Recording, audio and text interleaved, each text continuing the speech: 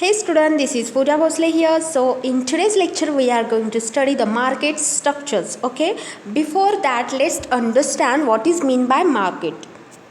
See, market is generally understood to mean a particular place or locality where goods are sold and purchased. Okay, see, market हे काय आहे तर हे एक place आहे किंवा लोकॅलिटी असतं ज्या ठिकाणी गुड्स अँड सर्व्हिसेसची खरेदी आणि विक्री आपण करतो. त्या प्लेसला त्या लोकॅलिटीला आपण काय म्हणतो तर मार्केट असं म्हणत असतो. पहा, त्याचबरोबर इकॉनॉमिक्समध्ये मार्केट म्हणजे नेमकं काय असतं पहा. By the term market we do not mean any particular place or locality in which goods are bought and sold. Okay, बघा या ठिकाणी काय म्हटलेलं आहे तर ही प्लेस आणि लोकॅलिटी असलीच पाहिजे असं नाही. ओके, तर मग नेमकं मार्केट म्हणजे काय. The idea of a particular locality or geographical place is not necessary to the concept of the market. It means that की कुठलाही जिओग्राफिकल एरिया तिथे असणं गरजेचं नाही किंवा लोकॅलिटी असणं गरजेचं नाही. इट मीन्स दॅट की तुम्ही कुठल्या तरी एका जिओग्राफिकल एरियाला असं म्हणू शकत नाही की हे मार्केट आहे. ओके, असू शकतं ते मार्केट, बट हे असलंच पाहिजे असं नाही. तर मार्केट नेमकं असण्यासाठी किंवा मार्केट बनण्यासाठी नेमकं कुठल्या गोष्टी गरजेच्या असतात तर पहा. What is required for the market to exist is the contact between the sellers and buyers so that transaction at any agreed price can take place between them. Okay, it means that की market exist करण्यासाठी काय गरजेचं असतं तर buyers and सेलर्समध्ये contact असणं गरजेचं आहे. तर हा कॉन्टॅक्ट नेमका कशाकरिता असतो तर गुड्स अँड सर्व्हिसेसची खरेदी आणि विक्री करणे. जे काही प्राईस ज्या की ॲग्रीड प्राईस आहेत त्या बेसवरती किंवा त्याच्यावरती तुम्ही गुड्स अँड सर्व्हिसेसचं खरेदी आणि विक्री करू शकता. ओके, तर याकरिता काय एक्झिस्ट करतं तर मार्केट एक्झिस्ट करत असतं. तर ह्या गोष्टी गरजेच्या आहेत कुठलाही मार्केट बनण्याकरिता. फक्त कुठला तरी जिओग्राफिकल प्लेस आहे किंवा लोकॅलिटी आहे त्याला तुम्ही जनरली मार्केट म्हणू शकत नाही. तर या सगळ्या गोष्टी असणं गरजेचं असतं.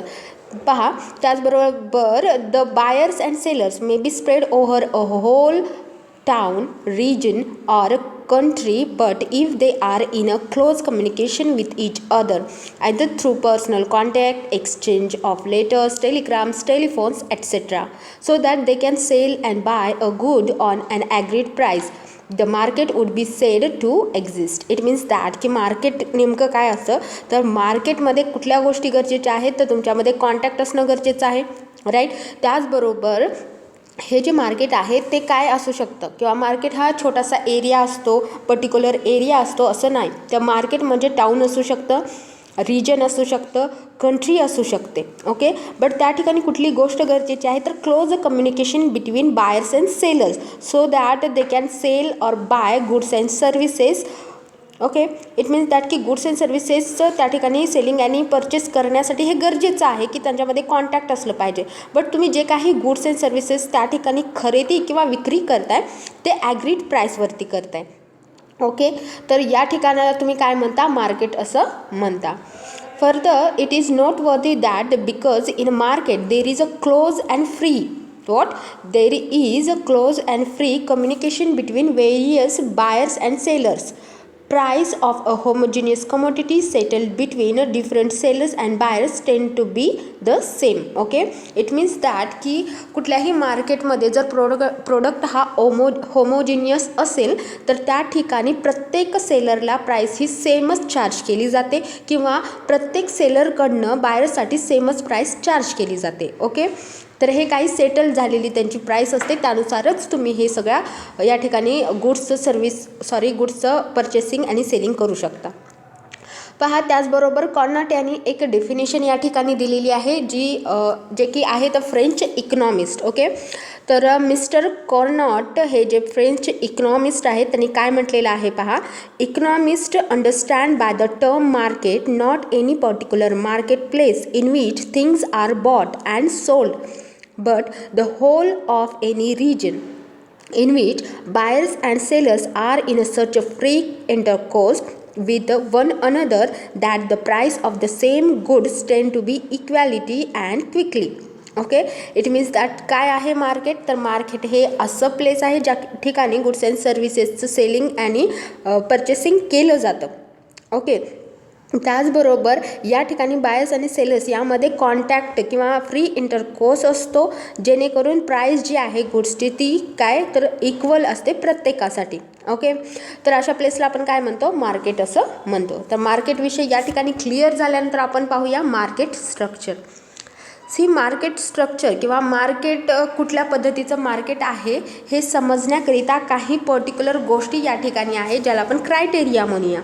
तर हा जर क्रायटेरिया आपण पाहिला तर तुम्ही मार्केटला या ठिकाणी डिवाईड करू शकता वेगवेगळ्या फॉर्म्समध्ये, ज्याला आपण म्हणतो मार्केट स्ट्रक्चर. सी तर first one is the number of firms producing a product. जे काही मार्केट आहे त्या मार्केटमध्ये जे फर्म्स आहेत ते कुठल्या पद्धतीचं किंवा किती नंबर्समध्ये त्या ठिकाणी प्रोडक्ट प्रोड्यूस करते त्यावरती सुद्धा तुम्ही काय करू शकता, मार्केटला त्या ठिकाणी क्लासिफाय करू शकता. त्यानंतर the nature of product produced by firm. It means that की प्रोडक्ट हे होमोजेनियस आहे का डिफरन्शिएटेड आहेत. ओके, एक त्या ज्या पूर्ण इंडस्ट्रीमध्ये किंवा त्या पूर्ण मार्केटमध्ये जे काही प्रोडक्ट आहेत ते होमोजिनियस म्हणजे एक समान आहेत किंवा डिफरन्शिएटेड. इट मीन्स दॅट की वेगवेगळे आहेत. ओके, तर त्यानुसार सुद्धा तुम्ही मार्केट त्या ठिकाणी डिवाईड करू शकता. The is with the new firm can enter the industry that is significance of barriers to the entry of firm in the industry. See तर या ठिकाणी काय म्हटलेलं आहे की इंडस्ट्रीमध्ये एंट्री कशा पद्धतीची आहे. इट मीन्स दॅट मोनोपॉली असेल तर त्या ठिकाणी एंट्री ही रिस्ट्रिक्टेड असते. जर परफेक्ट कॉम्पिटिशन असेल तर टोटली त्या ठिकाणी एंट्री ही फ्री असते. कुठलीही फर्म त्या ठिकाणी येऊन इस्टॅब्लिश होऊ शकते. त्यावरती सुद्धा तुम्ही काय करू शकता, मार्केटचं त्या ठिकाणी मार्केट डिवाईड करू शकता, क्लासिफिकेशन करू शकता.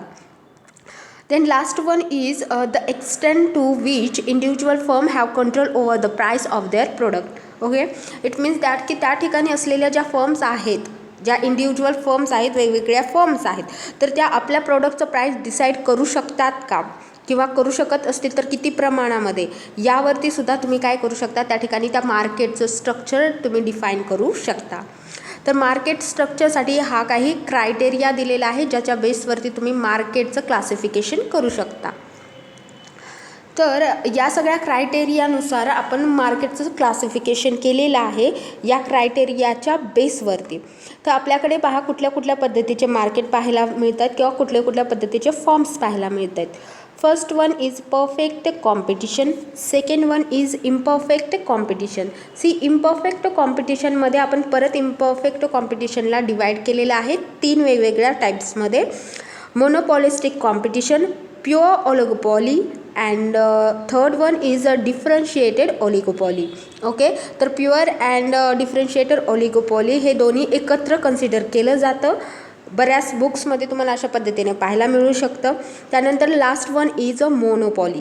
तर एकंदरीत जर तुम्ही स्टडी केली व्यवस्थित किंवा तुम्ही वेगवेगळे बुक्स रेफर केला तर तुम्हाला 4 प्रकार त्या ठिकाणी पाहायला मिळतात, ज्यामध्ये तुम्ही पाहाल perfect competition, monopolistic competition, oligopoly and then monopoly. Okay, तर कन्फ्यूज होण्याची गरज नाही आहे. या पद्धतीने सुद्धा तुम्ही स्टडी करू शकता किंवा तुम्ही मोनोपॉलिस्टिक कॉम्पिटिशन अँड ओलिगोपॉली यांना टोटली डिफरंट म्हणजे सेपरेट असं कन्सिडर करून सुद्धा स्टडी करू शकता. ओके, तर first one is perfect competition. तर हे आपण परफेक्ट कॉम्पिटिशन मार्केट आहे हे कसं डिसाईड करू शकतो, तर त्यांचे जे काही फीचर्स असतील त्याच्या बेसवरती तुम्ही काय करू शकता, ते जे मार्केट आहे ते मार्केट हे परफेक्ट कॉम्पिटिशन मार्केट आहे असं म्हणू शकता. ओके, तर पहा या ठिकाणी कुठल्या कुठल्या गोष्टी गरजेच्या असतात. ओके, की ज्या मार्केटला तुम्ही असं म्हणू शकता की हे मार्केट काय आहे, तर परफेक्ट कॉम्पिटिशन मार्केट आहे असं म्हणू शकता. तर त्यासाठी गरजेचं आहे लार्ज नंबर ऑफ फर्म्स असणं. ओके, तर फर्म्स एका मार्केटमध्ये जे काही मार्केट आपण कन्सिडर करत आहोत त्या मार्केटमध्ये जे काही फर्म्स आहेत त्यांचं नंबर हे लार्ज असलं पाहिजे. त्याचबरोबर जे काही प्रोडक्ट तुम्ही त्या ठिकाणी सेल करत आहात ते प्रोडक्ट किंवा जे काही तुम्ही फर्ममध्ये प्रोडक्ट प्रोड्यूस करणार आहात ते प्रोडक्ट होमोजेनियस असलं पाहिजे. म्हणजे की त्या मार्केटमध्ये असणाऱ्या प्रत्येक फर्ममध्ये जे काही त्या ठिकाणी प्रोडक्ट आहे ते प्रोडक्ट हे सेम आहे.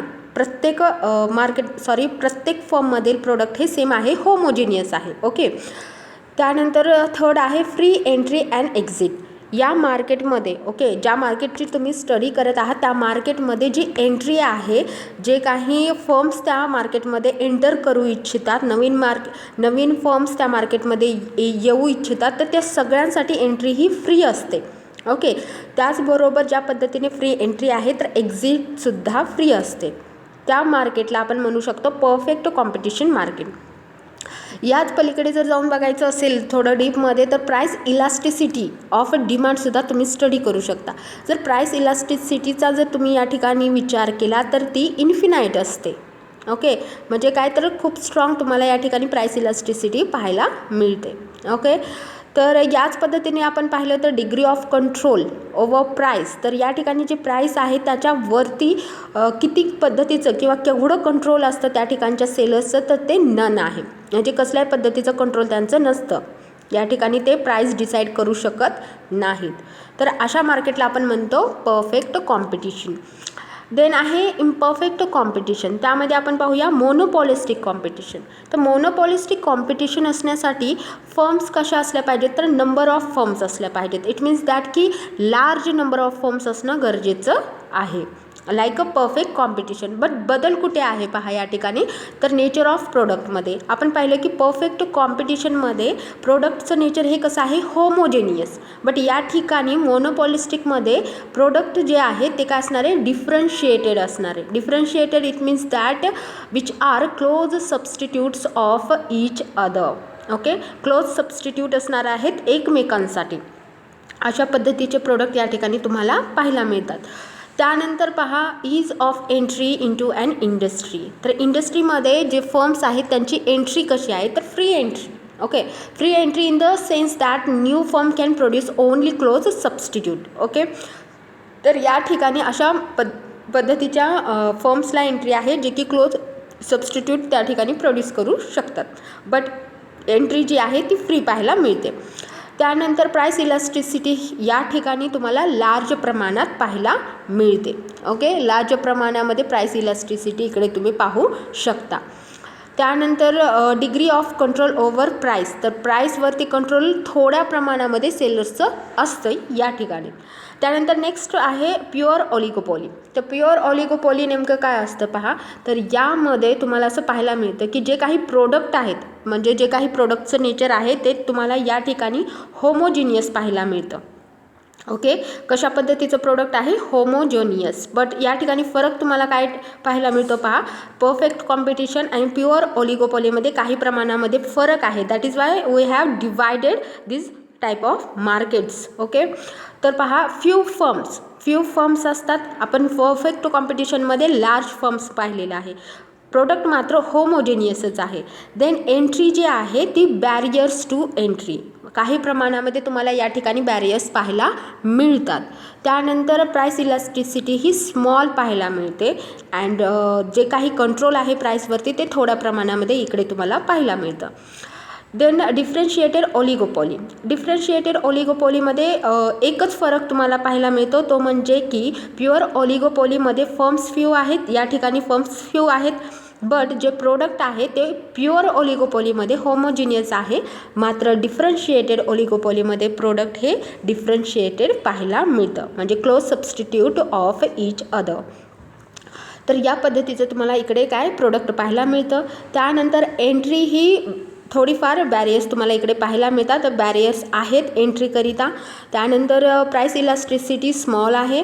अँड देन जे काही कंट्रोल आहे प्राईसवरती ते खूप जास्त प्रमाणात तुम्हाला इकडे पाहायला मिळतं. कारण प्रत्येक सेलर हा आपल्या मनानुसार इकडे प्राईस काय करू शकतो, डिसाईड करू शकतो. त्यामुळे प्राईस डिसाईड करण्यावरती कंट्रोल या ठिकाणी सेलर्सचं तुम्हाला लार्ज प्रमाणात पाहायला मिळतं. त्यानंतर आहे मोनोपॉली. तर मोनोपॉली एक सिम्पल टाईप आहे, तुम्हाला सोप्या पद्धतीने हे समजेल. मोनोपॉली पहा, मोनोपॉलीमध्ये एकच सेलर असतो, म्हणूनच त्या मार्केटला मोनोपॉली असं म्हटलं जातं. प्रोडक्ट हे unique product without close substitute असतं. म्हणजे काय, तर युनिक प्रोडक्ट आहे, त्याचं प्रोडक्ट हे त्याच्याकडेच अवेलेबल असतं. ओके. त्यानंतर एंट्री ही स्ट्रॉंग बॅरियर्स असतात. ओके. आपण पाहिलं की ओलिगोपॉलीमध्ये काही प्रमाणामध्ये तुम्हाला रिस्ट्रिक्शन्स पाहायला मिळतात, बॅरियर्स असतात, बट या ठिकाणी मोनोपॉलीमध्ये स्ट्रॉंग बॅरियर्स आहेत या पद्धतीच्या मार्केटमध्ये एंट्री करण्याकरिता. त्यानंतर प्राईस इलास्टिसिटी ही खूप कमी प्रमाणामध्ये पाहायला मिळते, कारण हे मोनोपॉली मार्केट आहे, या ठिकाणी कॉम्पिटिशन असत नाही, त्यामुळे जे काही प्राईस इलास्टिसिटी आहे ती खूप कमी प्रमाणात असते, अतिशय कमी प्रमाणात असते. And degree of control over price हे खूप जास्त प्रमाणात तुम्हाला पाहायला मिळतं, म्हणजे खूप जास्त. ओके. तर टोटली या ठिकाणी